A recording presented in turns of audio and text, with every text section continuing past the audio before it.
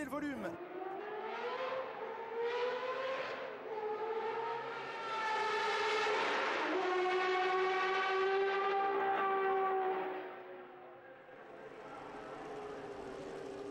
Ah, la pista magica, the magic track, the tifosi, the Ferrari fanatical fans, the fabulous engine sounds.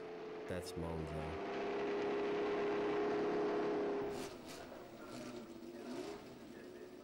Jacques Lafitte.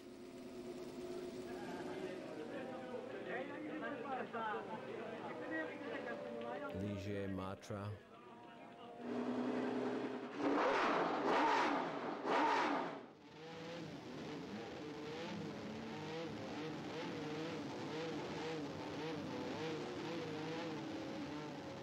The sound of the Matra engine was just spectacular. It just sounded like power.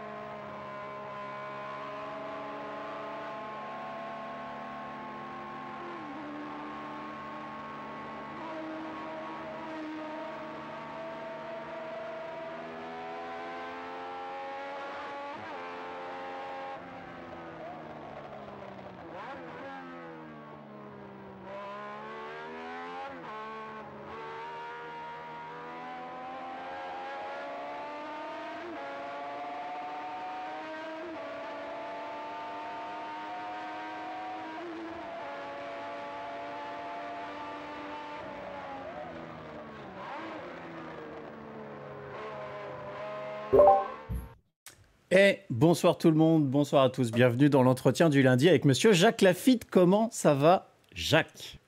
Salut Arnaud, tout va bien Arnaud, merci. Ça va? Tu as revu ces images, ça faisait longtemps que tu n'avais pas vu ça, non? Ah ouais, j'ai remarqué que c'était à peu près toutes les victoires de Formule 1. Tu me diras, c'est pas long, c'est six petits. Et puis le passage à la fin, c'est avec la voiture à Monza, avec la caméra à bord, et ce qui était assez impressionnant. Et c'était en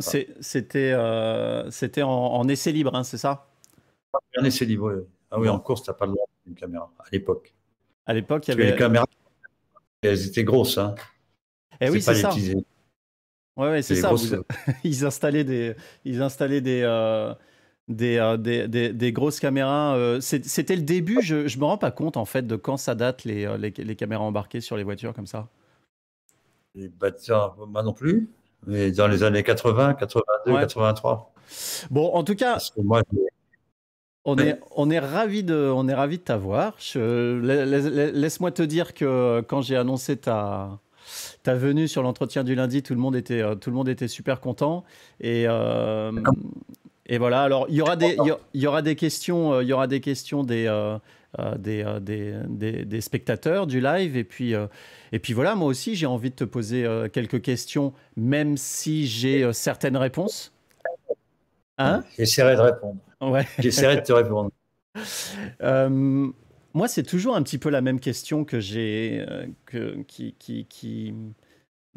envie de poser. Comment Jacques Laffite est arrivé dans une voiture de course? Comment est-ce que tu avais ça en tête depuis tout petit ou pas? Ou comment c'est venu? Non, sincèrement, non. Mes parents n'avaient pas de voiture. Moi, j'ai eu mon permis à 19 ans. J'ai eu ma première voiture à 21 ou 22.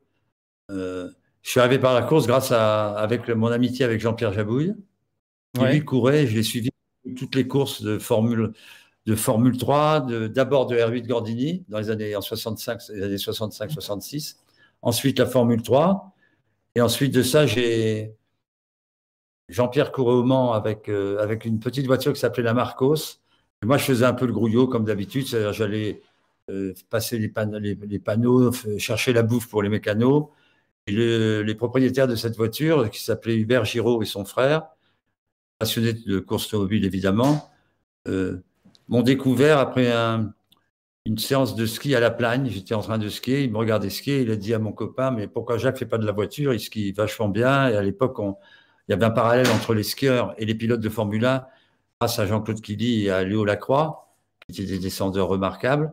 Et on calculait les trajectoires. Et donc, il est venu à l'idée, tiens, pourquoi il ne court pas? Et mon copain lui a dit, il s'appelait Minou, lui a dit, bah, écoutez, Hubert, Jacques n'a pas d'argent. Donc, mais moi, je croyais que ceci. Alors, qu'est-ce qu'il a? Il fait du ski. Bah, il dit, oui, il fait du ski. Il a amené ma femme avec les enfants et il a les skis de ma grand-mère, le forfait du grand-père et les habits de sa sœur. Voilà. Et je skiais comme ça. Et alors, il s'est senti très gêné à mon égard de jamais m'avoir rétribué ou quoi que ce soit. Et il a dit, bah, tiens, on va vous construire une Formule France à l'époque, avec Jean-Claude Rubon, qui était un garagiste de Levallois. J'ai dit, bon, si vous voulez construire une voiture, pourquoi pas, hein, j'essaierai. Mais je n'avais jamais essayé avant, donc je ne savais pas du tout. Et puis, dans le cours de l'année, il m'a dit, je vais faire le Volanchel à Manicourt, c'est une école de pilotage. J'aimerais que vous veniez avec moi. Je lui ai dit, écoutez, Hubert, c'est 3500 francs de l'époque, c'est beaucoup d'argent que je n'ai pas. Il m'a dit, mais non, mais moi, je vous l'offre. Je dis, oui, mais ça me gêne. Et puis finalement, il m'a dit, écoutez, vous serez mon chauffeur et on prendra la Ferrari. Alors, je dis, je viens tout de suite. Rien que le plaisir entre Paris et Manicourt, il y a 250 km de conduire une Ferrari, pour moi, c'était passionnant. Mais alors, j'adore. Et j'ai gagné, et j'ai été finaliste. On était 7 pilotes, avec Jean-Luc Salomon qui a été Volanchel, et moi, j'étais deuxième. Et on m'a attribué, j'étais très près des tentes de Salomon, et on m'a attribué une voiture, une Formule 3, le trophée Winfield. J'ai commencé ma carrière comme ça. J'étais déjà pilote d'usine avant de commencer, puisque j'avais un camion, un manager, 2 mécanos et une Formule 3. Voilà, j'avais jamais rien fait avant. Donc c'était très amusant. Non, mais attends, on est d'accord qu'avant ça, tu n'as jamais mis les fesses dans une voiture de course, tu n'as jamais mis les fesses dans un karting, ni rien. J'avais fait du kart à Deauville. À Cabourg, il y avait un petit kart, tu sais, on parle d'il y a 60 ans, hein, donc c'était des karts qui étaient beaucoup moins performants qu'aujourd'hui, les pistes aussi. Mais voilà, ça m'amusait de faire du kart, évidemment, comme tous les gamins, ou faire de la moto, de la mobilette, je veux dire, les sports mécaniques m'intéressaient beaucoup, mais à mon époque, dans les années 60, faire de la voiture, il n'y avait pas beaucoup de sponsoring, il y avait rien. Les gens qui faisaient de la voiture, généralement, avaient pas mal d'argent, beaucoup d'Anglais, beaucoup de gens qui avaient certainement un peu d'argent, comme Jean-Pierre Jabou, il a commencé à courir parce qu'il avait une voiture, une Alpine qui s'était achetée. Donc, moi, je n'avais pas les moyens de m'acheter une voiture, une R8 Gordini. Et puis, je t'avoue franchement que c'était pas ma passion absolue, quoi. Et puis, quand j'ai fait le volant, je me suis dit, tiens, je conduis pas mal. Je vais essayer dans cette voie-là. J'avais 25 ans. J'avais rien fait de bien spécial de ma vie. Donc, je me suis dit, tiens, si je peux faire quelque chose là-dedans, je vais essayer. Voilà. Puis, tu vois ce que ça donne. J'ai essayé et j'ai fait 40 ans de course, quoi. Mais c'est incroyable parce que donc tu as 25 ans à ce moment-là, ce qui est un âge de vieux aujourd'hui, quoi, pour un pilote qui débute. Absolument, absolument. J'étais déjà, d'ailleurs, quand j'ai fait mes premiers pas en Formule 1, j'avais 31 ans. J'ai discuté avec Teddy Meyer, qui était le patron du team McLaren, Marlboro, et il m'a dit, quel âge vous avez, Jacques? J'ai dit 31 ans, il m'a dit, vous êtes trop vieux. Fin de la Formule 1. Donc, je ne vous prends pas. Voilà. Et je suis rentré et j'ai découvert la Formule 1 grâce à Frank Williams. Et alors, attends, dis-moi, l'idée justement de la Formule 1, elle arrive tout de suite? Tu as ça en tête? Non, pas du tout. J'ai en tête de réussir ce que j'ai entrepris. C'est-à-dire, je fais de la Formule Renault, Formule France, après Formule Renault. Si je gagne le championnat, je ferai de la Formule 3. Si je gagne le Formule 3, c'était mon ambition, hein, peut-être que ça aurait été différent, mais c'est ce que j'ai fait. J'ai été champion de France de Formule Renault, champion de France de F3, champion d'Europe de F2, et en même temps, j'ai gagné à Monaco en F3 en 73. Et en 73, à l'époque, on disait quand on gagne Monaco, l'année d'après, on est en F1. Et l'année d'après, c'est 74, et j'ai débuté sur l'ancien circuit du Nürburgring de 23 km avec la Williams qui m'avait convoqué. J'ai fait beaucoup d'essais avant d'accepter. Finalement, je l'ai fait. Et alors, voilà, la rencontre avec Frank Williams, elle se fait comment? C'est lui qui te contacte, qui te démarche? Oui, complètement. Moi, je ne connaissais pas Frank. Et il m'a appelé. À l'époque, les petites écuries comme celle de Frank avaient une certaine vue sur les pilotes français parce qu'il y avait des sociétés comme Elf, comme Gitane, comme... qui aidait beaucoup Renault, qui aidait beaucoup les pilotes. Et donc, en fait, il me prenait en pensant que M. Guiter ou le chef allait donner de l'argent pour contribuer à l'équipe. Finalement, j'ai eu un petit contrat avec Marlboro qui a été ma paye de ces 5 courses que j'ai faites pour Franck en 74. Et il est venu me voir parce que quand j'ai gagné en F2, ma première course, c'était en Autriche. Et après cette victoire-là, il m'a téléphoné pour me dire, est-ce que ça vous ferait plaisir de conduire la voiture? Je lui ai dit, écoutez, bof. Donc j'étais à l'usine, il m'a présenté une voiture, j'ai fait des photos, je suis rentré à Manicourt où j'habitais à l'époque, voir Tico Martini, qui est le constructeur de presque toutes mes voitures, et qui a construit beaucoup de Formule France et de Formule Renault, de F3, de F2, qui est un homme formidable. J'ai été le voir, je lui ai dit, qu'est-ce que t'en penses, Tico? Il m'a dit, bah, écoute, je vais voir, ramène-moi un peu des photos, je vois comment est faite la voiture. Et quand il m'a donné son feu vert, il m'a dit, bah, fais-le. J'ai été faire des essais à Goodwood, avec la présence de Keke Rosberg, qui était... Non, pas de Keke Rosberg, de Arturo Merzario, pardon, qui pilotait pour Williams depuis 1 an et demi. Et je lui ai dit à Franck, voilà, il va faire 10 tours ou 15, il fait ce qu'il veut. Quand il a fini, moi, je prends la voiture, je mets les mêmes pneus, et puis suivant les temps que je ferai, ben, j'accepterai ou pas. Si je suis trop loin, ben, je ne viendrai pas. Et je ne peux pas te dire si j'étais à 2 dixièmes ou 3 ou 5, on s'en fout, mais j'étais bien. Voilà, donc j'ai dit OK. Et j'ai débuté sur le vieux circuit du Nürburgring. Incroyable. Ou pour la rigolade, le soir du samedi soir, j'étais à table, je ne pouvais plus ouvrir la bouche tellement je m'étais contracté les mâchoires en conduisant, tellement j'avais peur. Avec une F1, c'est un monument. Hein. Et alors, est-ce que tu peux nous rappeler ce que représentait, où en était l'écurie Williams à l'époque? C'était une petite écurie, c'était quoi? Bah écoute, on devait être 10. 10, on mangeait pas tout le temps. On était au cul du camion pour faire les briefings. C'est une époque... j'ai débuté en Allemagne, donc mon premier Grand Prix de F1. Il y avait les Ferrari, les McLaren qui étaient dans l'herbe, dans le paddock, quoi. Ouais. Tu vois, il n'y a pas de motorhome, il n'y avait pas tout ça, donc c'était la bonne franquette. C'est très sympa d'ailleurs, mais bon, ça a tellement évolué tout ça dans le bon sens d'ailleurs, parce que les monoplaces sont magnifiques, les motorhomes, on fait pas mieux au monde. Et donc voilà. Mais j'ai connu la course comme ça, qui était plutôt très sympa, quoi, pour un mec comme moi, en tout cas. Et il y a forcément un thème qui est associé à l'époque où tu roules en F1, qui est le thème de la sécurité, des accidents Oui. parce que ça, c'est quelque chose qui nous, passionnés de Formule 1 aujourd'hui, nous impressionne parce que c'est très dangereux de dire ça, mais c'est quand même devenu un sport qui est finalement assez sûr. Oui. Même Ah, si on a perdu des pilotes ces dernières années et l'accident de Romain en est encore la preuve, mais rappelle-nous ce qu'était le quotidien d'un pilote de Formule 1 à cette époque-là.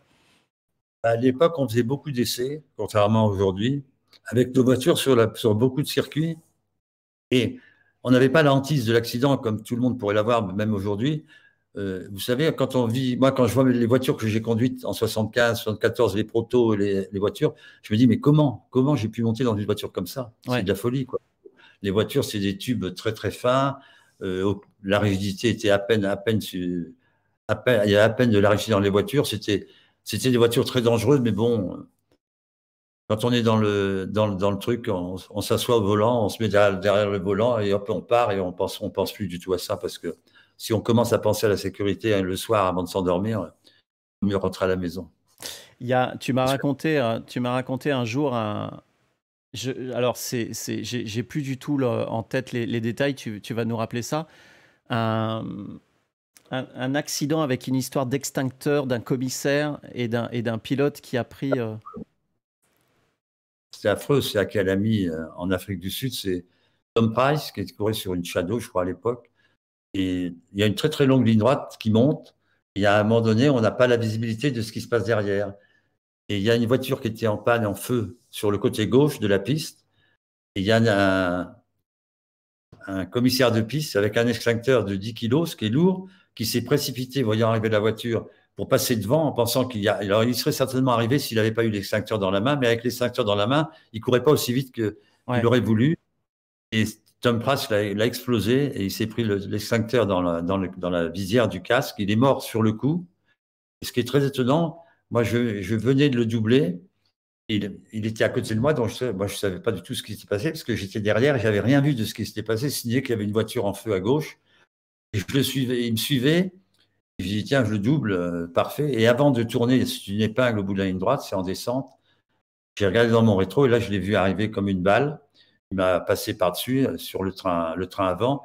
Il a fini nos voitures sur le bas-côté. Moi, je suis parti tout de suite parce que j'allais pas voir ce qui se passait. Ça m'emmerdait trop. Donc, je suis parti et ils ont gentiment annoncé que j'étais mort, ce qui est toujours sympa. Voilà, je suis mort plusieurs fois. Et voilà, c'est un accident à faute. C'était un super pilote. C'est épouvantable, quoi. Non, mais c'est-à-dire que cette histoire-là, c'est pas pour le plaisir de raviver ces souvenirs-là, mais c'est pour qu'on prenne bien conscience de l'évolution de toutes les normes de sécurité depuis, quoi. C'est-à-dire qu'un commissaire qui traverse avec un extincteur à la main enfin, il y a toute une série de choses qui seraient impensables aujourd'hui, quoi. Oui, c'est ce genre d'accident, comme celui que j'ai eu à Branzach, où je suis resté très longtemps dans la voiture, on ne pouvait pas me sortir, il fallait que les mécanos soient là. Alors, après, on a autorisé les mécanos en cas de sortie de route d'aller sur la voiture pour aider à désincarcérer le pilote. C'est des efforts, c'est à travers ces accidents que la sécurité a énormément progressé. En Formule 1, on s'en est énormément occupé. Nous, les plus vieux de l'époque, si vous voulez, Fittipaldi, tout ça, à Jackie Stewart, il y a beaucoup, beaucoup de gens qui ont officié vraiment bien. Il y a eu un GPDA, une réunion des pilotes donc pour la sécurité, et on a imposé, en tout cas on essayait d'imposer nos vues à la Fédération internationale de l'automobile. Ça n'a pas toujours été le cas. Même avec le président Ballest, qui était président de la FIA, on a eu beaucoup de mal. Mais je rappellerai pour le souvenir qu'il y a une course à Madrid en essai. Alain Prost est sorti dans une épingle très, très violemment. Je crois que c'était le seul accident où il s'est fait mal à un poignet, si j'ai une bonne mémoire.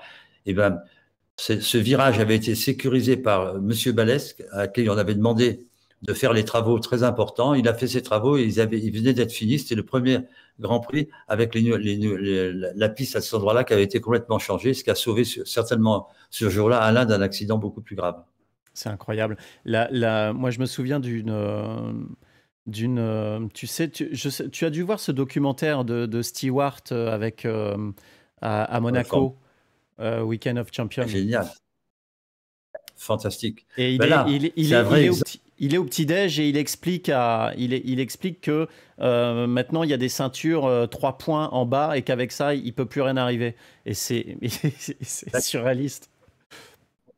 Tout ce qu'on a fait dans cette sécurité, à chaque fois qu'il y avait un progrès, on se disait ça y est, là maintenant je suis peinard. Oui, c'est ça. Par exemple, moi, quand j'ai eu mon accident, ces putains de ceintures, là, elles m'ont complètement déchiré le pubis, tous les os du pubis, tout ça a été pété à cause de ces ceintures, mais ça m'a empêché d'aller très loin en avant.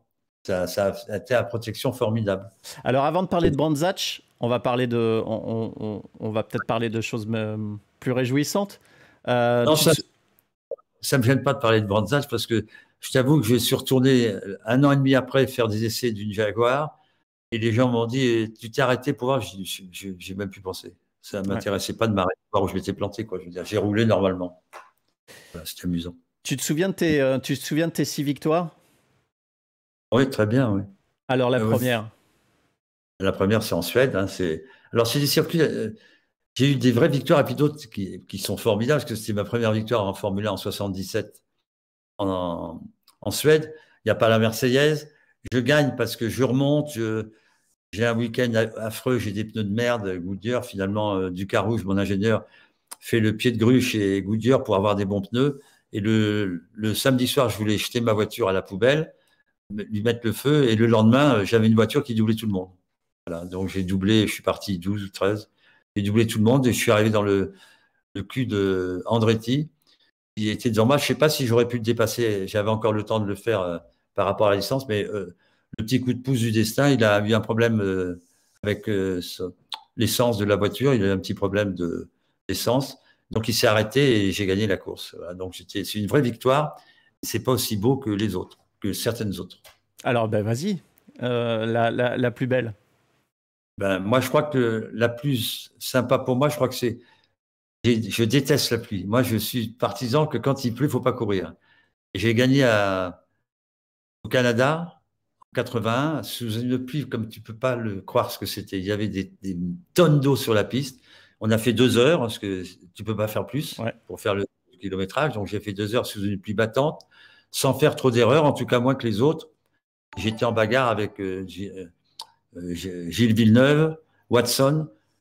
Alors, le secret de cette victoire, c'est aussi dû à Michelin, parce que j'avais des pneus Michelin qui marchaient, je pense, un peu mieux que les Goodyear sous la pluie. C'est dû au fait que je n'avais pas de moteur turbo, mais un moteur atmosphérique, le V12 Matra, qui avait un très bon couple, mais moins de puissance à bas régime. Donc, j'accélérais plus progressivement, ce qui est très important sous la pluie.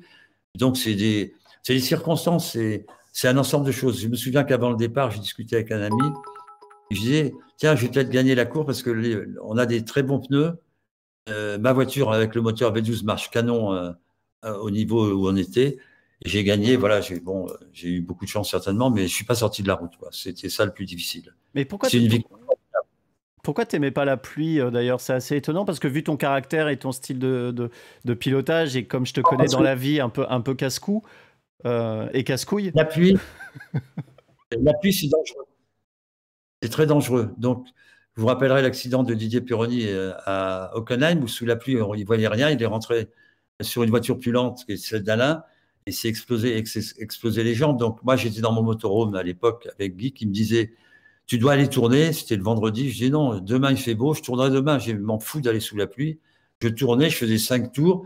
Tout marchait bien, boîte de vitesse, moteur, tout était bien, l'aéro et tout. Donc, je m'arrêtais et j'attendais qu'il fasse beau. Il n'aurait pas fait beau le samedi, mais bien sûr, j'aurais roulé sous la pluie pour me qualifier tout ça, mais j'ai jamais beaucoup aimé la pluie. Et le matin, je me souviendrai toujours, quand tu te réveilles de l'hôtel à 8 h du matin ou 7 h, tu ouvres les fenêtres et il pleut, tu te dis merde, une journée de merde commence, quoi. Pour plein de raisons.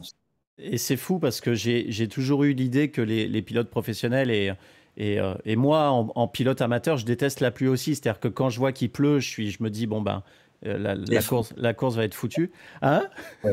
Moi, je suis effondré quand il pleut. Mais ouais. Je suis en pôle et il pleut, putain, ça va être difficile. Mais oui, Ouais, mais c'est fou qu'un pilote comme toi, à l'époque, soit aussi réticent, alors que vous savez tout faire avec un volant entre les mains et vous savez vous adapter à tout. Mais toi, il y avait que l'aspect sécuritaire en fait qui te faisait chier. sécurité. Il y a des pilotes qui conduisent un peu avec du survirage, c'est-à-dire le train arrière qui part. Moi, j'aime pas ce genre de voiture et sur la pluie, c'est plus agréable à conduire. Ouais. Donc, je savais sous la pluie, j'étais pas bon. Enfin, c'est pas que j'étais pas bon. La preuve, j'ai gagné cette course magnifique, mais c'était pas mon truc, quoi. Je trouvais que la pluie, ça apportait rien, que des emmerdes. Alors, des sorties de route moins violentes, parce qu'on est un peu moins vite dans les virages que sur le sec, évidemment. Mais malgré tout, je vous jure, quand vous êtes, quand tu es en ligne droite, je me souviendrai à Rio, dans un paquet de voitures, il vient de pleuvoir, il y a de la brume tout autour des voitures à 300 à l'heure. Ouais. Il y a des gars qui sont en slick et d'autres qui sont en pneus pluie. Et tu es là, mon pied dans l'accélérateur. Il voulait s'arrêter d'accélérer. Et je dis non, il faut que je continue. Mais tellement j'avais le trac, il tremblait mon pied. C'était incroyable. Donc, voilà, c'est des choses comme ça que j'aime pas sous la pluie. Aucune visibilité. Alors, évidemment, si on est en tête de la course, il n'y a personne devant, il n'y a pas de projection d'eau. C'est beaucoup plus facile. Et bien sûr, j'aime bien la pluie. Ça ne m'ennuie pas de conduire sous la pluie. J'ai conduit en proto, au Mans, partout, à des vitesses incroyables. Mais c'est au départ de l'action, je trouve que ça, je veux dire, ça nivelle pas assez les pilotes, quoi. Je veux dire, la pluie, la voiture est bien réglée. Si les pneus sont neufs, pas neufs, c'est un peu comme ça tout le temps. Mais la pluie, voilà, c'est un truc. Je vois pas l'intérêt de courir sous la pluie, sincèrement. On voit rien, les spectateurs voient rien non plus. Franchement, il y a eu des courses passionnantes sous la pluie, j'en ai fait d'autres, hein, mais malgré tout, voilà, quand j'aime pas les choses, généralement, ça me réussit bien. La pluie, j'ai gagné sous la pluie. Voilà. Et dis-moi, quelle est la saison où tu es passé le plus près où tu t'es dit le titre de champion du monde est possible? Alors, ça aurait pu être 79, quand j'ai gagné en Argentine et au Brésil les 2 premiers Grands Prix de la saison avec une voiture qui était un avion de chasse, avec un équipier formidable qui s'appelait Patrick Depailler, donc 2 pilotes très rapides, 2 très très bonnes voitures, donc certainement une belle chance de finir la saison dans ces conditions. Puis on a eu des problèmes de carrosserie sous la voiture qui nous ont handicapés pendant quelques mois, ça a été affreux. Et donc tout doucement, le championnat s'est en allé. Et la plus belle saison pour moi, pour être champion, c'est en 81 avec la Talbot Matra, quoi. C'est Ligier Matra. Et j'ai une voiture formidable et c'est passé très très près, très très très très près. J'étais équipier après l'accident le retrait de Jean-Pierre Jabouille de l'équipe. On avait engagé Patrick Tambay qui était là et la dernière course à Las Vegas où le titre devait être attribué, on était 4 pilotes en liste pour le titre, au point, hein, peu de points nous séparaient. Et j'avais un équipier, donc c'est Patrick Tambay. Comme c'était la première fois que on courait à Las Vegas, on n'avait pas fait de longues séances d'essai, donc les Michelin étaient un peu inquiets sur la tenue des pneus pour les 300 km. Donc on avait décidé qu'on partirait et que Patrick Tambay s'arrêterait à un moment donné pour que Michelin puisse vérifier l'état des pneumatiques, s'il fallait en changer tout de suite sur voiture après. Finalement, Patrick, au premier ou deuxième tour, il a eu un accident invraisemblable où il est sorti de la voiture par l'avant, tout l'avant était sorti. Donc j'ai fait 10 tours en me demandant ce qui était arrivé à Patrick, parce que quand tu vois la voiture dans l'état où elle est, tu te dis le pilote est mort, quoi. C'est pas possible. Finalement, on n'avait pas la radio, à force de faire des gestes en passant devant les stands, ils nous ont compris, ils m'ont mis un panneau Patrick OK. Donc voilà. Là, j'ai commencé à aller un peu mieux, en tout cas, dans ma tête. Et puis, j'étais pas mal placé et on m'a arrêté trop tard pour changer les pneus. Et voilà, je suis remonté jusqu'à la 5e place. Et il m'a manqué, je crois, 4 points pour être champion du monde, ce qui est dommage. C'est un regret. Évidemment que c'est un regret, mais ça t'a travaillé? Non, ça m'a pas travaillé parce que je ne sais pas si je le méritais, mais en tout cas, ça m'aurait tellement fait plaisir d'avoir ce titre pour l'équipe, pour mes mécaniciens, pour Gitane, pour Guy et tous ces gens qui avaient fait des efforts depuis des années. Je crois que ça aurait été un moment formidable pour eux et certainement pour moi aussi, mais bon, j'ai fait d'autres choses. Voilà. Après, voilà, j'ai peut-être pas travaillé assez, je ne suis peut-être pas assez concentré sur ce truc cette année-là. Je sais pas, c'est compliqué à expliquer. Et j'avoue que j'ai jamais trop cherché à savoir pourquoi, si ce n'est que je sais à peu près pourquoi on n'a pas été champion, mais bon, c'est des choses mécaniques, petites bêtises. C'est même pas des bêtises, c'est des choix un peu différents de ce qu'on aurait dû faire à l'époque. C'était compliqué. À Las Vegas, je me souviens, c'était Jabouille qui s'occupait de ma voiture. J'étais tellement emmerdé, comme pour mon accident, emmerdé par la presse, que j'adore et qui m'adore. J'ai été pris orange à chaque fois, mais c'était des permanents. Et alors, alors, donc, je rentrais au stand, une demi-heure de discussion avec Jabouille et les ingénieurs, et je disais, je me tire. Voilà, pour pas être emmerdé par les gens, donc je voulais être tout seul et j'allais jouer au golf, je faisais des trucs comme ça, ou faire du footing. Et j'ai été dans la peau d'un peut-être un champion du monde, mais j'ai peut-être pas cru assez. C'est compliqué après. Je dis, le regret, c'est pour tous les gens qui ont fait tous ces efforts pendant tant d'années. Ça aurait été un résultat pour Gitane, pour moi, pour l'équipe formidable. Mais bon, on ne peut pas tout avoir. Combien de, donc 6 victoires, combien de podiums? 36, je crois. 36 ou 38, 30, une trentaine. Ce qui n'est pas énorme, hein, j'ai quand même fait 13 ans. J'ai fait une carrière assez longue de 13 ans. Non, mais tu rigoles. 36 podiums, c'est énorme. Ouais. Et tu te souviens, fais-nous rêver un petit peu là. Donne-nous des noms de les plus grands avec qui tu as partagé les podiums. J'ai partagé avec tout le monde. Bah oui, c'est ça. Avec Senna, avec Scheckter, avec Reutemann, avec Jones, j'ai fait beaucoup avec Depailler, avec Chabouille, ouais, c'est sympa. J'en ai fait un paquet. Bon, c'est des courses, c'est un peu différent, quoi. Je veux dire, en ce temps-là, à cette époque-là, tu pouvais partir 7, 8, 10e d'une course et avoir une chance peut-être de la gagner, de remonter. Et c'était un challenge qui était un peu plus difficile aujourd'hui.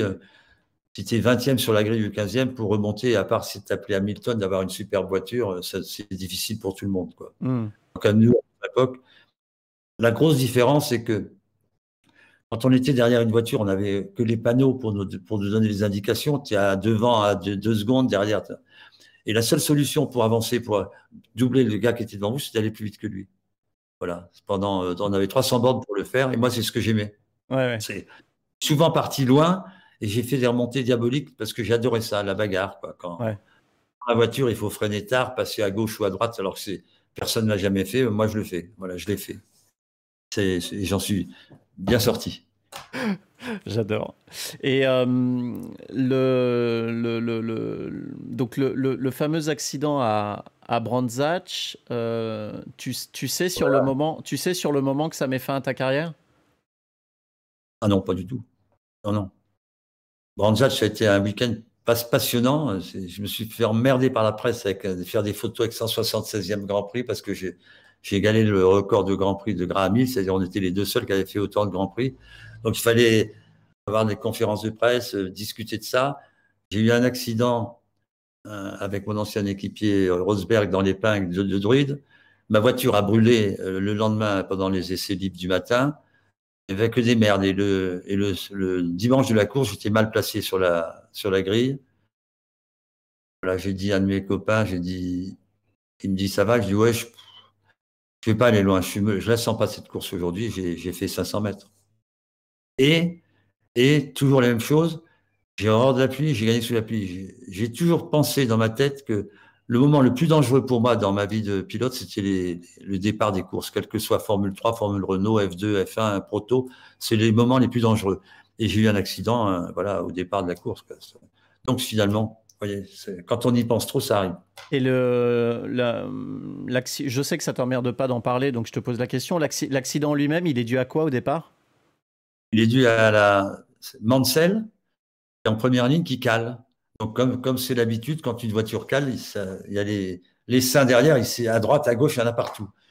Butsen a tapé tête à queue, a tapé le rail, en fait, c'est un mur. Il y avait une banderole sur ce mur. Elle est partie en l'air. C'est ça. Moi, je l'ai vu arriver. Et Johansson, qui était à côté de moi, je ne sais pas, il m'a dit, il a cru que c'était une voiture qui arrivait, qui était partie par celui. Donc, il a eu très peur. Il était à côté de moi, il m'a braqué dedans. Les 2 roues avant sont coincées. Moi, j'ai pris la trajectoire, il n'y avait pas beaucoup de temps, parce que j'étais à 170, c'est pas très rapide, 160, je sais plus, 170. Et il m'a tenu et j'ai pas pu diriger ma voiture, rien du tout. Et il m'a lâché au dernier moment et j'ai atteint le mur 1 mètre plus tard, quoi. Je veux dire, et lui, heureusement pour lui, il a eu aucun problème et il est reparti. Voilà. C'est dû à ça et voilà.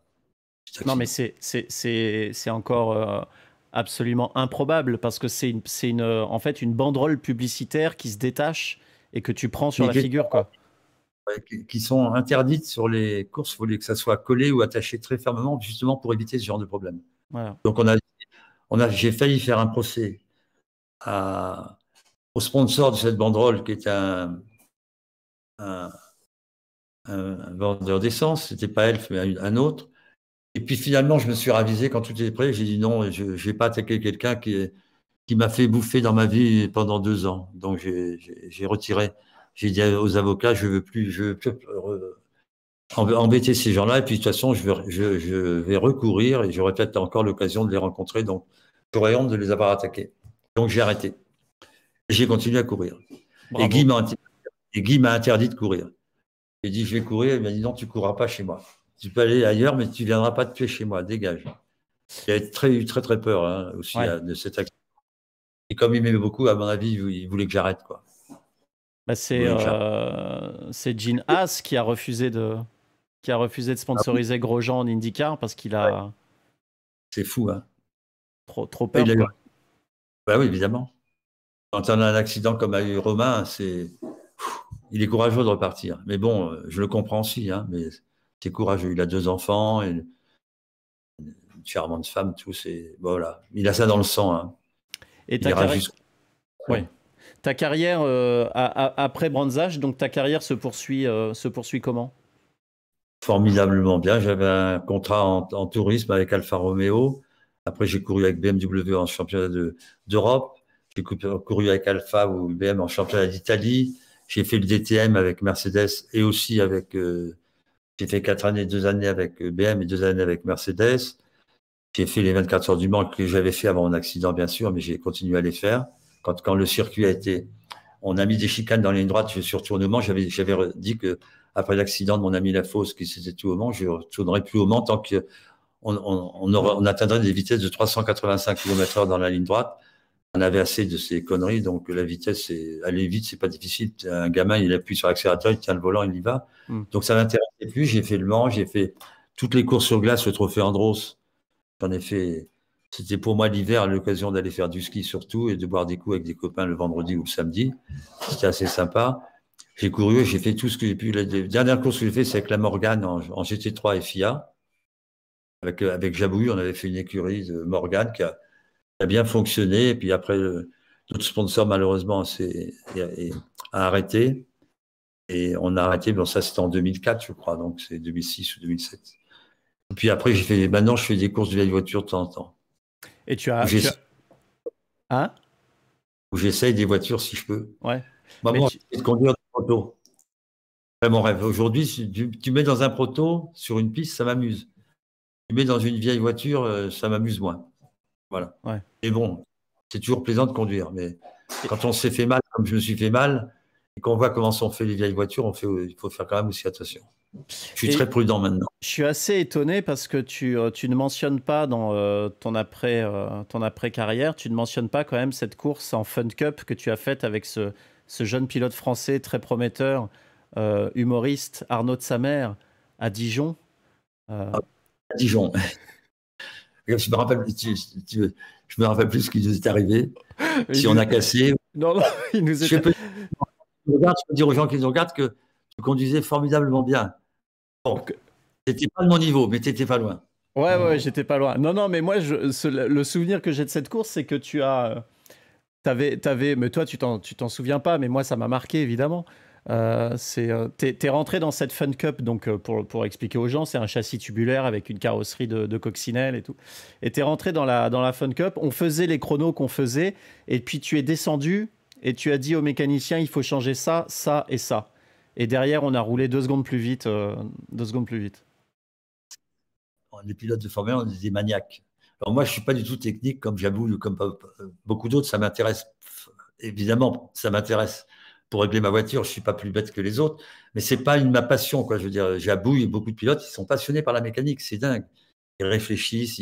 Jean-Pierre, souvent, il me faisait voir des trucs que je n'avais pas vus sur ma voiture Ouais. et qui ne m'apportaient rien de toute façon. Donc, c'est pour ça que je ne les voyais pas, peut-être. Mais c'est pas mon truc, là. J'en ai fait de la mécanique pour Jean-Pierre. Après, j'ai préparé mes voitures en Formule Renault, en F3, même en F2 avec De Chenac ou avec BP en 74. J'avais une équipe dont je m'occupais, les mécaniciens. J'allais chercher les moteurs, les préparations, les réglages de voitures. Je faisais tout. Donc, j'étais assez au courant de tout ça. Et une fois que tu arrives en Formule 1, tu n'as plus la peine de penser tout ça. Tu as des mecs plus intelligents que toi, puisqu'ils sont ingénieurs. Euh, ils ont des diplômes de grandes écoles, et tu dis, quand le mec te dit c'est rouge, tu dis ouais, ça doit être rouge. Même si tu penses que c'est blanc, tu suis le mec. C'est comme quand tu vas chez le docteur, il te dit faut prendre tel médicament, tu discutes pas, tu prends le médicament. Ben, enfin, ça m'avait beaucoup déplu, cette façon de travailler, mais finalement, c'était la bonne façon, mais j'y étais pas du tout habitué. Mais il y a quand même, il y a, il y a un autre moment dont je me souviens avec toi, c'est quand on avait fait l'émission Top Gear et on roulait, je ne sais plus dans quoi on roulait, dans un Renault. Une petite voiture, pas Ouais, puissante. pas puissante du tout, c'était un Kadjar. C'était pas un Kadjar? Non, c'était pas un Kadjar. Non, c'était un. Ah, je sais plus. Bon, bref. Et hein?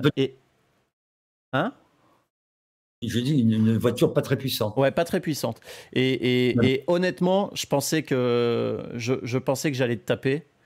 Et encore une fois, tu m'as collé dans une bagnole pas puissante sur un petit tour de circuit. Tu m'as collé 2 secondes parce que justement, tu as tout de suite compris, et c'est ce que les pilotes, les pilotes professionnels et ceux qui ont ça, et ce que vous avez et que le commun des mortels n'a pas, c'est que vous comprenez, il y a un feeling avec la voiture et vous comprenez quand il faut en mettre et quand il faut pas en mettre. Et avec cette bagnole, il fallait pas en mettre. Je me souviens très bien, je t'ai dit, le premier essai, on faisait 3 essais. Oui. Le premier essai, tu vas être devant moi. C'est obligatoire. Moi, je vais voir la voiture. Là. Le deuxième essai, je vais être un peu plus là, et toi aussi. Et puis le troisième essai, il arrive ce qu'il arrive. C'est que plus tu attaques, moins tu vas vite. Exactement. Donc, le plus vite le premier essai, le deuxième essai, tu as roulé un peu moins vite, et après encore moins. Exactement. Parce que tu étais excité, tu attaquais comme un fou, et que ces voitures qui sont peu puissantes, donc qui accélèrent pas, qui sont lourdes, si tu rentres trop fort sur les freins et que tu la ralentis trop, la voiture, après, il faut la relancer pour reprendre de la puissance. Alors, en fait, l'idéal, c'est de beaucoup plus couler pour garder une certaine vitesse de la voiture en inertie et après accélérer. Bon, et tu ne savais pas le faire et c'est normal, et je savais ce qui allait arriver. Enfin, je savais. Si tu avais fait le contraire, j'aurais été surpris. Ouais. C'était une Dacia, ouais. Dacia, ouais. Ça roule. Est-ce que tu as un regret de formule dans lesquelles tu aurais aimé rouler ou dans lesquelles tu n'as pas roulé? Non, je pense que si j'avais pas eu ces accidents, j'aurais arrêté ma carrière l'année d'après ou 2 ans, peut-être pas. Mais j'avais très envie d'aller courir aux États-Unis pour changer d'air. Et puis qu'aux États-Unis, à l'époque, hein, les pilotes de IndyCar, de Indianapolis, c'était des pilotes plutôt âgés, avec beaucoup d'expérience. Et je me disais, j'ai quand même pas mal d'expérience de la F1. Et ça m'aurait amusé de faire une carrière aux États-Unis. Ils aiment bien les vieux aux États-Unis, c'est formidable. Et tu parles bien anglais en plus. Ouais, vachement bien. Ils speak English very well. Tu peux y aller. Ouais. J'ai habité 6 ans en Angleterre et je parle anglais comme je parle mal, quoi. C'est pas grave. Pourquoi J'ai honte de mon accent. Non, mais non. Pourquoi tu avais un casque vert? C'était quoi cette couleur? Alors, le vert, il a une histoire, le casque. Hein, moi, quand je regardais les courses, j'allais à Pau, au Mans, et Jackie Stewart, Jim Clark, Jochen Rindt. Sur mon casque est vert, c'est la couleur entre Jim Clark et Rindt. Rindt avait un casque bleu marine très foncé, et comment il s'appelle le Clark? pilote Lotus. Ah non. Oui, Jim Clark a un casque vert. Et comment il s'appelle Invente les noms, on s'en fout. Hein. Non, faut pas les inventer. Jackie Stewart, il avait au bord de son casque le drapeau écossais. Ouais. Tu te souviens? Ouais. Je me suis dit, qu'est-ce que je peux faire? J'ai pris les stickers du trophée Winfield, puisque j'avais été trophée Winfield en 69. J'ai pris les stickers et je les ai mis autour pour faire un peu comme Jackie Stewart. J'ai un petit truc. Le vert, c'est aussi ça. Et si tu as pu remarquer, toute ma carrière, je n'ai jamais changé de couleur de casque. Et Toute ma carrière. c'est ce que les nostalgiques aiment chez vous, pilotes, c'est que vous gardiez le même design de casque et que c'était reconnaissable pendant toute votre carrière. Ça a changé, hein. Ils changent de couleur toutes les courses, les pilotes. Vous avez vu ça? Tu as vu, c'est incroyable. Ça m'étonne toujours parce que je trouve que dans la voiture, c'est la première chose qu'on voit, c'est le casque. Et donc, le casque vert fluo, c'était Pescarolo. Orange, c'était Jabouille. Moi, j'étais vert. De Paillet, c'était bleu avec un trait blanc. Beltoise, bleu avec un blanc. Ils avaient tous leur casque à eux. Et je trouvais ça pas mal. Aujourd'hui, on a du mal. D'abord, on a du mal à reconnaître les voitures parce qu'elles se ressemblent toutes énormément, à part la couleur des Mercedes ou des choses comme ça. Mais la forme, et de loin, c'est le casque qui donne tout de suite ça, c'est Hamilton. Voilà. Ouais. Du casque, ça. J'ai quand même des questions de gens. Votre meilleur souvenir de course des années Ligier? Bah, c'est ce que je vous ai dit ce que je t'ai dit tout à l'heure, c'est les 2 victoires en Argentine et Brésil, où on a découvert qu'il y avait une équipe française en Formule 1 qui était très performante, avec des pilotes très performants, qui étaient De Paillet et Lafitte. Donc ça fait une grosse pub en France pour la Formule 1, pour les constructeurs, pour tout ça. Donc c'était sympa, ça m'a beaucoup plu cette époque-là. Parce qu'aujourd'hui, on parle de l'F1 comme ça, mais à l'époque, il n'y avait pas la télé, il n'y avait pas des télés qui en permanence faisaient des comptes rendus sur les courses. Donc, on a mis ces 2 victoires ont mis en éclairage tous les Français. Il y avait en France des pilotes qui marchaient. Il y en avait eu avant. Il y avait François Sever, évidemment. On s'en souvenait moins, parce que les gens s'intéressaient moins à ça. Il y avait des très bons pilotes avant. Jean-Pierre Beltoise, entre autres. Il y en a eu plein. Hein. Et donc, ça m'a fait plaisir de participer à cette chose-là. Je me souviens que les gens de Elf m'avaient dit, vous savez, on met Elf sur les voitures, c'est pas idiot, mais maintenant, quand on arrive au Brésil, quand on dit on est Elf, on sait qui c'est grâce à vous. C'est bien. Donc, ça fait plaisir. Bah oui. Est-ce que c'est pas, je n'ai jamais vérifié, mais je pense que ça a un petit intérêt quand même pour des grandes sociétés comme Renault ou Peugeot de faire des courses automobiles. Je crois que s'il y a des gens qui doivent faire de la course automobile, ce sont les grands constructeurs, à mon avis. Est-ce que c'est vrai que les soirées avec Jackie Stewart à Monaco étaient les plus folles de toutes? Jackie, j'ai jamais fait beaucoup il n'est pas dingue comme nous, Jackie, mais il y a eu des soirées à Monaco au Pirate. C'est un restaurant qui est à côté de Monaco où les soirées étaient difficiles. Mais difficile parce que à l'époque, ils le font toujours, mais vu l'argent qui est investi par les sponsors, voir un mec sous dans une boîte de nuit un dimanche soir d'une course, ça ferait pas bon effet. Donc, nous, on n'était pas surveillés, on faisait un peu ce qu'on voulait, mais on s'amusait beaucoup. Il y avait Jackie X, il y avait tout le monde. Hein. Franchement, c'était la grande nouba. Alors, c'était qui ton meilleur pote en piste, de piste, hors piste? Jabouille? Hors piste, oui, Jabouille. On était mariés avec les 2 sœurs, on se connaît depuis qu'on a 15 ans. Donc, ça crée des liens. Oui, franchement, c'était mon compagnon de route. Il y en a eu d'autres, hein, des pilotes avec. Tous les pilotes français, on était très soudés.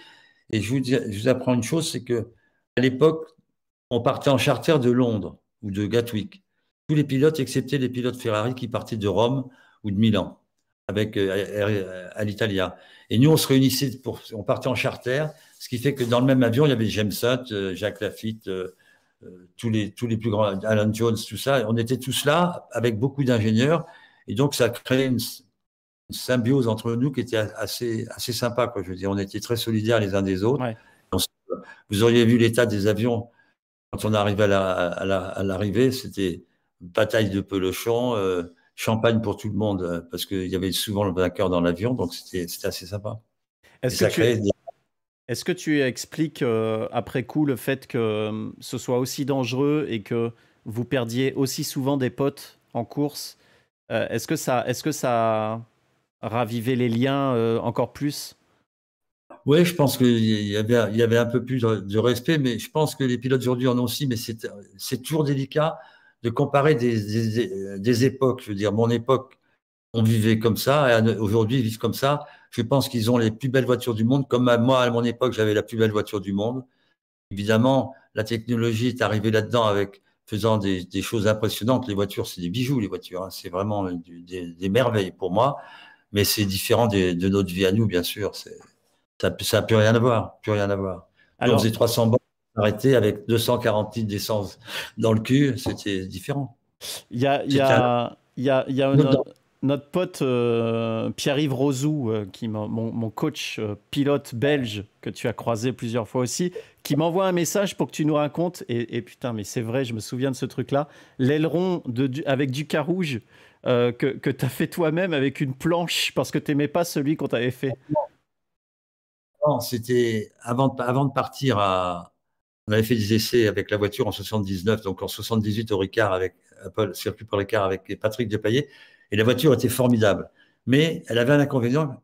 Sur le circuit Paul Ricard, il y a plusieurs circuits. Il y en a un 3-3, le 3-3 et le 5-8. Le 5-8, c'est une très très longue ligne droite où on prend des énormes vitesses de pointe. Et là, la voiture était inconduisible. Elle talonnait, ça tapait. Et donc, je peux le dire maintenant, je me posais des questions. Évidemment, quand j'avais un problème, j'appelais, j'étais avec Jean-Pierre un soir à dîner, je dis, voilà ce qui se passe sur la voiture, qu'est-ce que tu en penses? Il me dit, ben, il faut que on avait un profil d'aile comme ça, il fallait l'allonger. Je dis, bon, ben, je vais le faire avec du Carouge. Je peux le dire aussi, le pauvre aussi a disparu, mais tous mes copains ont disparu. Et il dit, non, leur question, je t'emmerde. Et on me faisait chier que je savais qu'en Argentine, il y avait une très grande courbe que je ne pourrais pas prendre à fond à cause de ça. Comme au Brésil aussi, il y a une grande courbe après la ligne droite où peu de gens prenaient à fond à l'époque. Et je m'étais dit, ça ne sert à rien d'y aller parce qu'on n'a pas trouvé la solution. Et j'avoue, il m'a dit, essaye ça. Donc j'ai fait faire par un mec de l'usine qui faisait les tôles. Il a fait en alu, il a fait 4 pontons. On pouvait poser avec des pops, comme ça, dérivés pop. Et quand on est arrivé aux essais le jeudi, il y avait des essais privés parce qu'on n'avait pas tourné avant sur ce circuit d'Argentine. On était la voiture marchait, on était pas mal. J'étais à une seconde 2 des Lotus d'Andretti. Et je dis à Gérard, je dis, écoute Gérard, on a amené dans les caisses des ailes que j'ai fait faire. Quoi? Qu'on a fait faire? J'ai une question. Le lendemain, on les a montés. Et le lendemain, on était une seconde devant tout le monde. Incroyable. Et le drame, pourquoi en 79, on a loupé après ces 2 belles courses? Parce que la voiture était un peu lourde, comme toutes les voitures à l'époque, qui voyaient le jour. On faisait pas trop attention, puis on les affinait en cours de saison. Et là, Gérard s'est dit, bon, on va refaire les pontons, puisque je sais pourquoi, on va faire un ponton plus large, et on va le faire en plastique, quoi, tout ça. Et il se déformait. À haute vitesse, ça faisait comme ça. Et à l'arrêt, ça revenait. Donc, on se mettait derrière la voiture, on regardait dessous. Non, c'est pas mal. Bon, c'est un peu flou, mais bon, c'est pas mal. Et on ne pouvait pas aller en soufflerie. Ça paraît idiot, mais c'est des circonstances. Guy Ligier devait une certaine somme d'argent à la soufflerie. Et cette même soufflerie s'était servie de nos études et de nos plans pour faire l'Alfa Romeo. Donc, Guy avait dit, je ne vous paierai pas, en fait, mais on aurait été en soufflerie. Je vous jure que c'est vrai. On aurait été, je dis ça aux gens, on aurait été en soufflerie, on aurait vu en 2 secondes que le ponton faisait ça. Ça aurait changé ma vie. Alors, on ne sait pas ce qui aurait pu arriver par la suite, mais là, franchement, cette année-là, on avait une voiture avec Patrick pour être champion du monde. C'est sûr et certain, sans ces petits problèmes. Guy s'en est rendu compte au mois d'août, et un week-end, il n'a rien dit à personne, il a détruit tous les pontons des voitures. Il a dit à Gérard et d'autres. Voilà. C'est comme ça à l'époque. Et je suis arrivé à Monza avec la nouvelle forme. J'étais très vite, je revenais sur les Ferrari et j'ai cassé ma boîte. Mais bon, c'est une époque différente quand vous voyez le patron d'écurie qui détruit une carrosserie. Il faut quand même arriver là. Non, mais c'est exceptionnel. C'est exceptionnel d'imaginer qu'à l'époque, tu puisses dire à ton directeur d'écurie, on va rajouter un ponton. J'ai des pontons dans le... Ça paraît ridicule, mais c'est comme ça que ça marchait. Mais c'est pas ridicule, c'est juste une autre époque qui est complètement surréaliste avec alors justement la F1 moderne, on en parle, on dit souvent quand on compare la F1 moderne à la F1 des années 70-80, on a un petit peu plus tendance à dire c'était mieux avant. Qu'est-ce qui, toi, aujourd'hui, te plaît, si on prend le truc contraire, qu'est-ce qui te plaît dans la F1 moderne qu'il n'y avait pas avant? Franchement, j'ai conduit la voiture d'Alonso il y a une dizaine d'années sur le circuit Paul Ricard avec les palettes tout. C'est le plus beau cadeau qu'on m'ait fait dans ma vie depuis mon accident. C'est de conduire cette voiture. Je me suis rendu compte que la voiture, c'est exceptionnellement rapide, exceptionnellement fiable, confortable. Vous tournez le volant, les vitesses, c'est incroyable. Je me suis régalé. C'est des voitures exceptionnelles, bien, bien mieux que les voitures que l'on avait nous. Mais si vous prenez une Renault de 1980 et puis une Renault d'aujourd'hui, la différence est énorme aussi. Je veux dire, c'est l'évolution. Mais il est vrai que, non, on me pose souvent la question, est-ce que c'était mieux avant? Je dis non. Avant, c'était bien. Et c'est bien aujourd'hui. La vie a changé. Au lieu de gagner 100 balles, il gagne 10 000 et puis tout comme ça. Donc, c'est mais vous vous rendez compte de tout ce qui s'est passé depuis 40 ans? Ah ouais. Depuis les années 80. C'est énorme, c'est énorme. Énorme. Sur la vidéo de juste avant qu'on prenne l'entretien, sur la vidéo de pré-live, on voit cette caméra embarquée de toi à Monza et on entend le moteur et les passages les rétrogradages. Il y avait du talon pointe. Ouais, absolument, obligé. Alors, on avait 3 pédales. Explique aux moins avertis, ce qu'est le talon pointe. Alors, on avait des boîtes de vitesse à Crabo, 1, 2, 3, 4, 5. Et pour passer les vitesses, ou surtout passer en montée, ça allait bien, mais pour descendre de 4, 3, 3, 2 ou 4, 3 ou 4, 2 d'un coup, il fallait donner un coup de louche, c'est-à-dire un coup d'accélérateur, mais en même temps, il faut avoir le pied sur le frein. Alors, on faisait c'est ça, le mouvement, c'est ça. La pédale de frein là, et on va attaquer. On pousse et on attaque. Avec le côté droit du pied, on attaque l'accélérateur. Et on est obligé d'accélérer, sinon les vitesses ne passent pas. Waouh! Et c'est le bruit qu'on a. Et direction pas assistée, et avec des gros pneus comme ça, et puis. Enfin, bref. Oui, direction pas assistée, et la main sur le crabot. Bah, évidemment. Et on avait et moi, je me dis, on avait des voitures exceptionnelles pourtant, hein, pour nous. Hein. Pour moi, j'étais tellement content de monter dans ma voiture. Comme quand je vais faire les courses le dimanche matin au supermarché, je monte dans la voiture, les vitesses sont là, pop, je me régale. La F1, au bout d'un moment, c'est comme si c'était votre voiture personnelle. Elle était faite pour moi. Et non, franchement, j'ai vécu à travers l'équipe Ligier. Je voulais dire tout à l'heure l'histoire des pontons, que cela n'a été possible que parce que Guy m'adorait. Je faisais pas ce que je voulais dans l'usine, mais je faisais un peu beaucoup. La pluie et le beau temps. J'aime pas la politique, hein, c'est vrai, mais malgré tout, faut quand même en faire un peu quand on fait de la voiture. C'est compliqué. Est-ce que tu restes, tu restes impatient? Pardon, vas-y.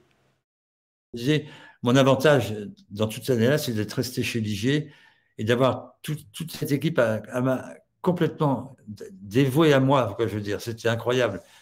Je me souviens quand il y avait des séances d'essai dans les pays chauds, je faisais une réunion, puis il y avait un golf à côté de l'hôtel. Alors, au bout d'une demi-heure de réunion, je pensais qu'une chose, c'est aller jouer au golf. Alors, je disais, bon, mais oh non. Puis j'allais jouer au golf et tu sais, le golf, c'est assez calme. On tape la balle, on a le temps de réfléchir. Et je me disais, putain, j'ai oublié de leur dire ça. Alors, comment je vais faire? Alors, je repassais au circuit en rentrant du golf avant d'aller dîner. Et ils me voyaient arriver, ils disaient, bon, qu'est-ce qu'il faut changer? Voilà, ils étaient habitués. Alors, je pense que ce serait mieux. Oh, putain, bon, ils le faisaient hein, avec un amour formidable. Moi, j'étais vraiment le chouchou de cette équipe et ça m'a permis beaucoup de liberté, mais surtout d'être heureux tout le temps. Est-ce que tu restes un passionné de Formule 1 au point de suivre les essais hivernaux, t'intéresser à la saison prochaine, etc.? Je suis relié à Pirelli, tout ça qui m'envoie tous les jours les comptes rendus des essais. Oui, ça m'intéresse toujours, si ce n'est que j'ai tendance à m'endormir de temps en temps. Quand je regarde la télé, mes enfants me disent « Papa, tu dors ». Je dis « Non, je ferme les yeux pour écouter les moteurs qui ne font plus de bruit d'ailleurs. » Donc, on n'entend plus rien non plus. Non, mais si, bien sûr, je reste passionné. Là, j'ai hâte que la saison reprenne, tout comme la moto, je veux dire, bien sûr. Comme les 24 heures du Mans, j'aime. J'ai vécu quand même dans ce milieu pendant plus de 40 ans. Qu'est-ce que je dis? Oui, 50 ans. Plus de 50 ans. Donc, je ne peux pas nier que j'aime ça. Et que je m'intéresse toujours. Ouais. Bien sûr. Malheureusement, bon, alors je te l'annonce, hein, ton petit-fils ne sera pas pilote. Hein. Pour l'instant, il s'en fout totalement. Alors, je vais te rassurer, je m'en foutais totalement jusqu'à l'âge de 21 ans qu'il y a encore de l'espoir. C'est vrai. Alors, fais gaffe. C'est vrai, mais c'est mon grand désespoir. Ça ne l'intéresse pas. Là, il a 6 ans, il pourrait aller faire du karting, il s'en fout totalement. Alors, Mais c'est quand même mon petit-fils, c'est un mec formidable. Oui, mais. Il a beaucoup. Peut-être qu'il ne sera pas champion du monde de Formule 1, mais à mon avis, il va faire quelque chose dans sa vie, lui aussi. Ah, c'est pas impossible, oui. Oui, oui, quand même. Ben, c'est sûr. Je sais pas, entre la voiture et l'humoriste, je ne sais pas ce qui va lui plaire le plus. Il va faire un truc comme il dessine très bien, il écrit très bien, c'est incroyable. Ouais, mais il fait pas de karting. Mais ça va venir. Ouais. On peut voir avec Quentin. Alors, Quentin, c'est un autre. Voilà, qui va en faire. Voilà. Avec Quentin et comment il s'appelle l'autre César. C'est ça. On en a. En tout cas, pour l'instant, la passion du pilotage, elle est pas là, mais ça devrait venir. Je regarde si on a encore des questions qui pourraient. Ah oui, si, c'est ça. Il y a une question qui revient souvent et que je voulais te poser. C'était quel circuit, ton circuit préféré, celui où tu et pourquoi et parce que quel virage, etc. En termes de pilotage pur. En termes de pilotage, pour moi, le plus difficile, c'est le vieux Nürburgring, à Nordschleife, qui est un circuit de 23 km qui est épouvantable, à des vitesses, aucune sécurité, barrière, pas de route à côté de la piste en cas d'accident. Donc, un accident, tu peux rester 20 minutes sans que personne ne te retrouve. Hein. Tu peux être dans la forêt. Mais j'adore ce circuit. J'ai toujours bien marché sur ce circuit-là. Et entre parenthèses, c'est pas pour me vanter, mais tous les circuits où j'ai gagné des courses sont des circuits difficiles. Tous, il y a quelque chose. Et il y a une autre chose qui est très drôle aussi, c'est que la plupart des circuits où j'ai gagné, malheureusement, je n'en ai pas gagné 40, mais j'allais à la pêche. Tu sais que j'adore pêcher. J'ai toujours mes cannes avec moi. Et quand j'allais en Suède, je pêchais. Il y avait un petit lac à côté du circuit, là, qui était magnifique. En Autriche, je passais une semaine à la pêche avant le Grand Prix. Au Canada, je passais une semaine dans le Grand Nord ou pas. Quand on venait avec des potes, on allait pêcher pendant 3-4 jours d'affilée. Au Brésil, en Argentine, je te dis pas la Patagonie, où la pêche est à l'époque exceptionnelle. Le seul circuit, Brésil, j'ai pêché en mer, donc ce que j'aime pas trop pêcher en mer, mais bon, c'est différent, il faut avoir un bateau, j'en ai pas. Et puis à Hockenheim, où j'ai gagné une victoire pas tragique, mais on venait d'en tirer Patrick le jeudi avant les essais du vendredi à Clermont. Et donc, s'il y a une course que j'aurais pas voulu gagner, en tout cas, j'étais content de la gagner quand même, mais j'étais content, c'est un honneur pour Patrick, mais moi, j'avais pas envie de gagner, de faire la fête. D'ailleurs, c'est certainement le seul Grand Prix où je me suis pas saoulé la gueule. Donc, c'est que j'étais un peu triste quand même, quoi. Parce que tous les autres Grands Prix, le soir, j'étais raide. Hein. Enfin, raide. On buvait beaucoup. C'est étonnant, ça m'étonne. Bon, Jaco, merci. Moi, j'aurais envie de discuter des heures et des heures hein, pour faire profiter de... Je suis vieux, cher ami, je suis un peu fatigué, il faut y aller prendre ma soupe. Oui, bien sûr. Non, mais c'est rigolo parce que... Ben voilà, tu vois, la dernière question, je te demande quel est ton circuit préféré, puis tu parles de pêche, et voilà. Moi, c'est ce que j'adore dans... Hein? Parce que, vous voyez, j'adore le Nürburgring, j'ai gagné en proto, j'ai fait deuxième en F1, j'ai gagné en F2, j'ai fait des courses tellement formidables. Mais on peut doubler sur ce circuit? Quand j'étais avec BMW en DTM, je mettais 8 secondes à tous les pilotes autour. Tous les pilotes du DTM. Il faisait combien de temps le tour? Le tour du circuit, c'était combien de minutes? 7 minutes ou un truc comme ça. C'est ça. Bah oui, je ne peux pas mettre 8 secondes sur un circuit de 2 km, c'est évident. Mais donc, c'est pour te dire que c'est des circuits compliqués et j'aime bien les choses. J'adore le risque. Ouais. Ça me plaît sur ce circuit, il y a des endroits où il n'y a aucune visibilité et il faut rester à fond. On saute et si tu t'es trompé on a des repères, hein, il faut viser ce repère-là. Si je vise là, tu es dehors. Si tu vises là, tu es dehors. Donc moi, ça me fait un... Tu vois, quand je passe la bosse comme ça, que je pars comme ça, pourvu que je sois dans la bonne direction. Pourvu. Le Nürburgring, c'est un circuit formidable. Puis après, l'un des mes plus beaux circuits que j'adore, c'est Pau. Le circuit de Pau, qui est exceptionnel. Le parc Beaumont, la ligne droite des stands et tout, c'est un circuit que j'adore, presque mieux que Monaco, pour moi. Voilà, Et c'est le plus le, beau circuit. je sais pas si en F1, à Dijon-Prenois, vous rouliez sur le nouveau tracé ou pas? Il y a eu le nouveau tracé? Oui, on roulait. Ouais. Ouais. Parce Ah que oui, j'ai roulé. c'est un circuit incroyable aussi, Prenois. Ouais, ah, mais il est génial. J'ai une anecdote à Dijon. Je t'ai peut-être raconté, enfin, je vous la raconte. C'est que j'avais gagné avant, en 77, en Suède. Et donc, le Grand Prix de France à Dijon, ça devait être ou 15 jours après, ou un mois, je me souviens plus. En tout cas, est-il que il y avait tellement de monde, ils avaient prévu des billets, et comme ils avaient beaucoup plus de monde que prévu, ils vendaient les talons pour rentrer sur le circuit. Ils prenaient les talons des billets et ils donnaient aux gens, tiens, avec ça, vous pouvez rentrer. Tellement il y avait de monde. Évidemment, et c'était ouais, c'était les trucs formidables de la F1 à l'époque, quoi. C'est Bah qu'il y ouais, avait ouais. du monde, il n'y avait pas la télé, donc les gens, ils se déplaçaient. Aujourd'hui, quand on regarde sur Canal les essais et tout ça, c'est extraordinaire, quoi.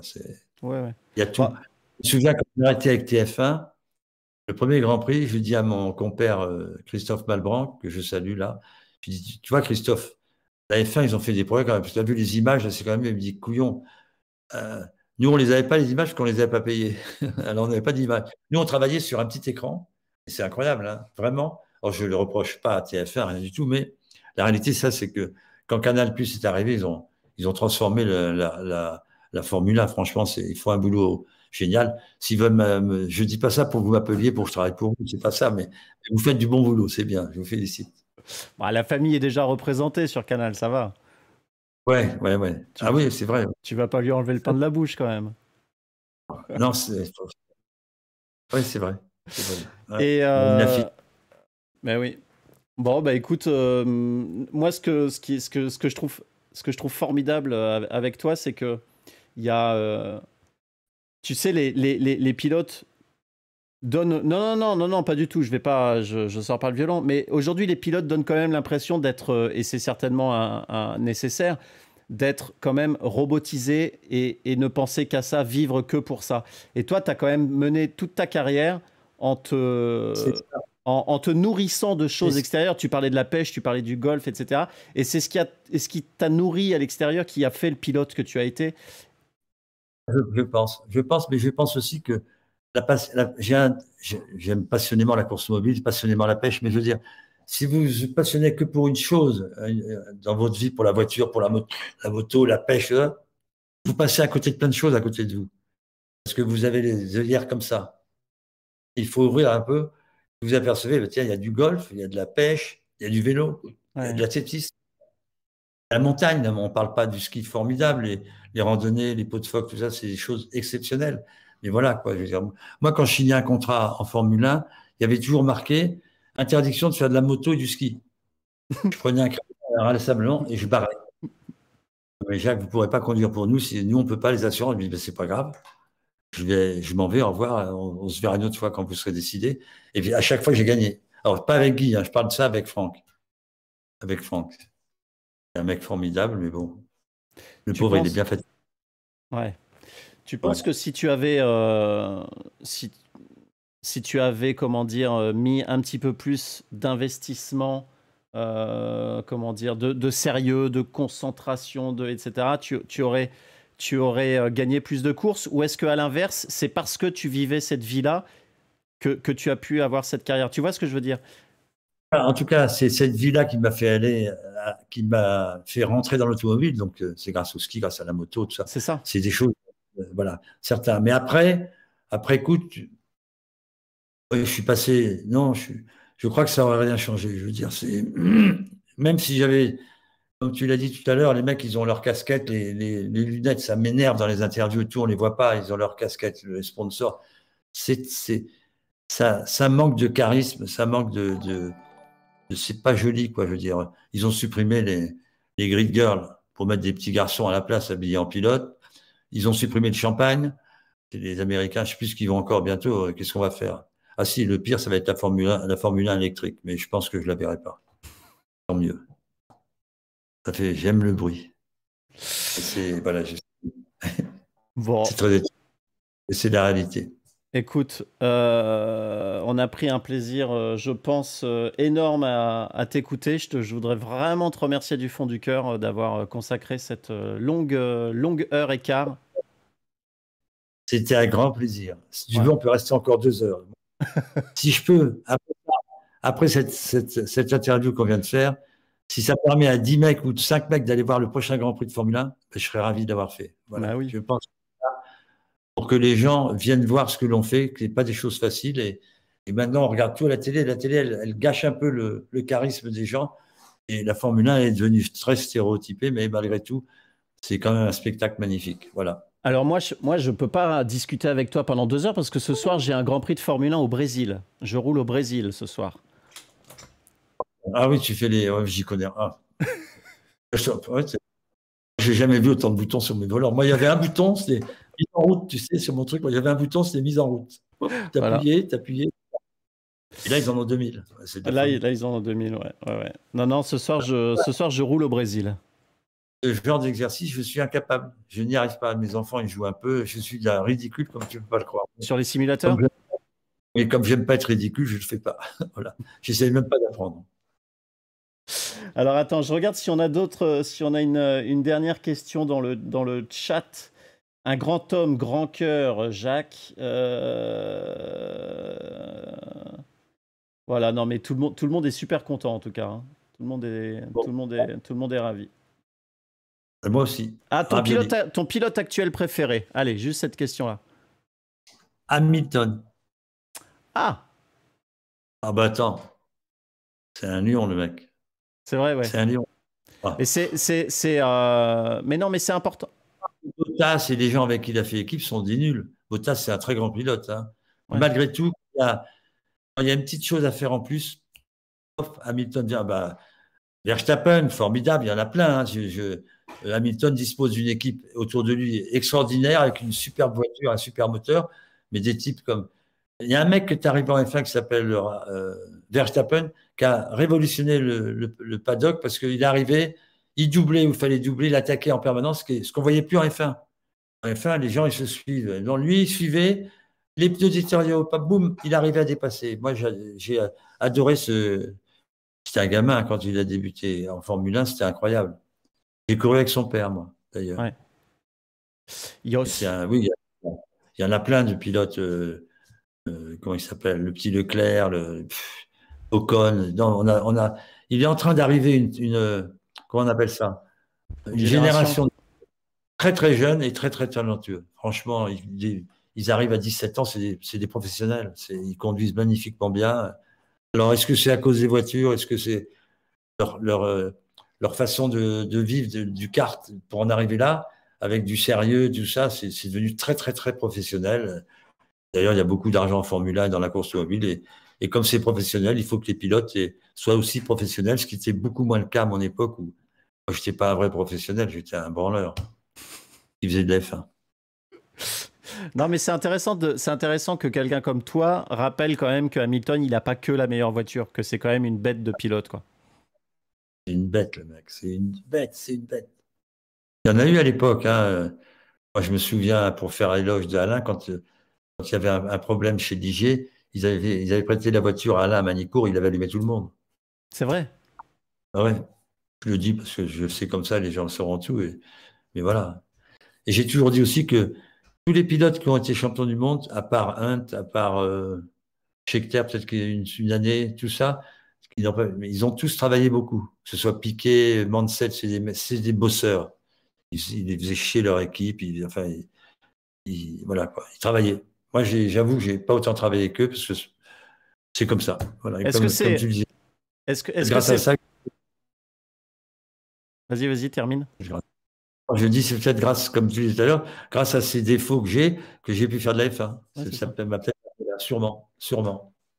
Est-ce que c'est vrai de dire que un James Hunt et un Jacques Lafitte, c'était les mêmes types d'approche de ce métier-là, ouais, et les mêmes personnages?